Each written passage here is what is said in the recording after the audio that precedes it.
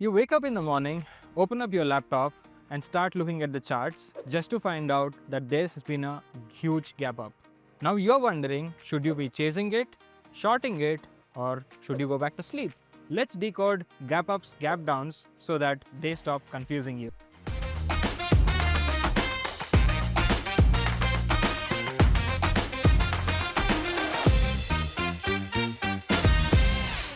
Hi, I am Pranav VK, an NISM-certified trader and trainer, and you're watching Stock Shala by Kotak Securities.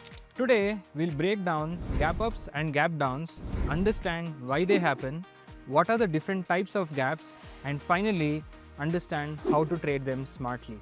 A gap occurs when the market opens either above or below yesterday's close price. Gaps occur because of overnight moves, global news, or because of institutional moves. Think of it like waking up to see your neighbor's house painted overnight. Now that you have missed the action, you only have three choices. Either you can admire it, or copy it, or finally ignore it. There are mainly three types of gaps: the breakaway gap, the runaway gap, as well as the exhaustion gap. Now let's understand these gaps one by one. The breakaway gap.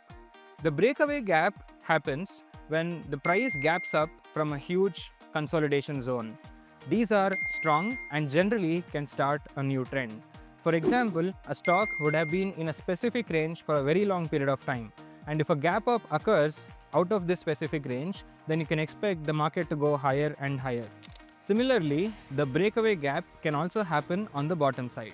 Now let's understand the second type of gap, that is the runaway gap or the continuation gap. This kind of gap occurs in between a trend, and this occurs mostly because of a strong move in the market. This kind of gap, after it occurs, the trend continues showing the strength in that specific direction. For example, imagine a trending stock. The price is going higher, but suddenly there's a huge gap up, after which the trend continues. This kind of gap usually occurs because of institutional buying. And finally, the third type of gap is the exhaustion gap. This type of gap happens at the end of a big move. In this scenario, imagine a stock has rallied significantly, after which there's a huge gap up, it traps all the late buyers and then reverses. Just to give you an analogy, think of the breakaway gap like the grand opening night, whereas the runaway gap is like the party in full swing, whereas the exhaustion gap is like turn off the lights, time to go home. So let's look at all of these scenarios on the real charts. I have taken the one-day time frame of Nifty 50 index, and as you can see here, you can see a significant gap up from 20,271 to 20,606. So that is almost a 400 rupees gap up. Similarly, we can also see a gap down in this specific case where the market opened almost 200 points below the previous day's close. This is an example of a gap down. Here is an example of the breakaway gap up. You can see that Indraprastha Medical Corporation Limited has been in a zone for a very long period of time, after which there was a huge gap up from 260 rupees all the way up to 305 rupees. This is a typical example of a breakaway gap up.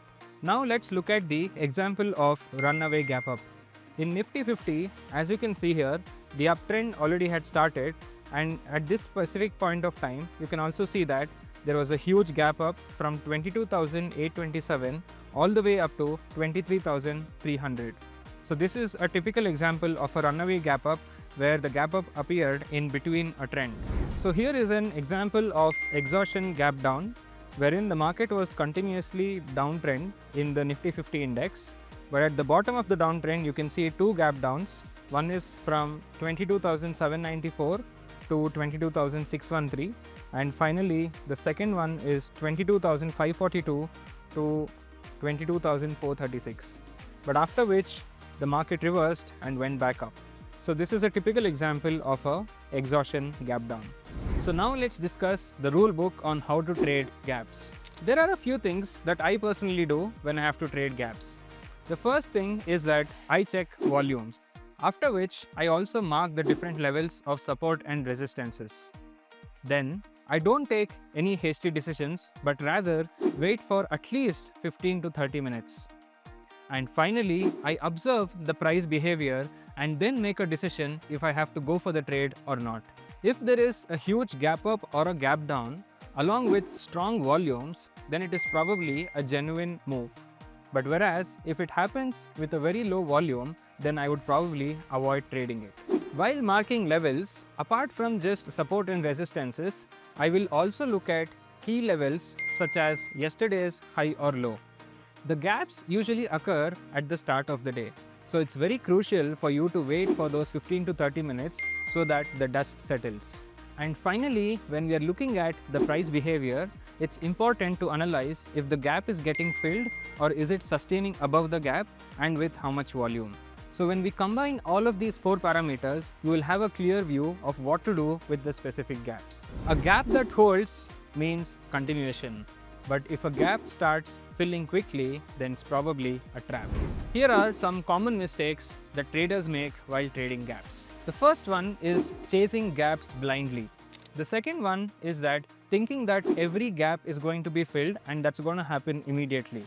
They might get filled, but it might not happen instantaneously. And finally, trading gaps without checking the broader trend. Don't treat gaps like laddus. Sometimes they're just bait by institutions to trap you. So let's recap what we have learned so far. The first thing is that what exactly is a gap?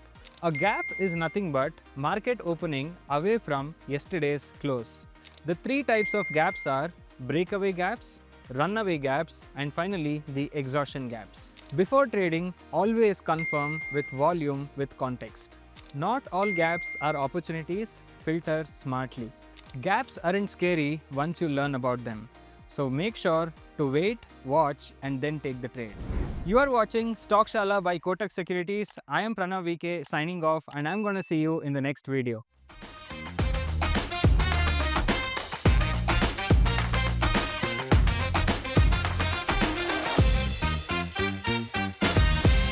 Investments in securities market are subject to market risks. Read all the related documents carefully before investing.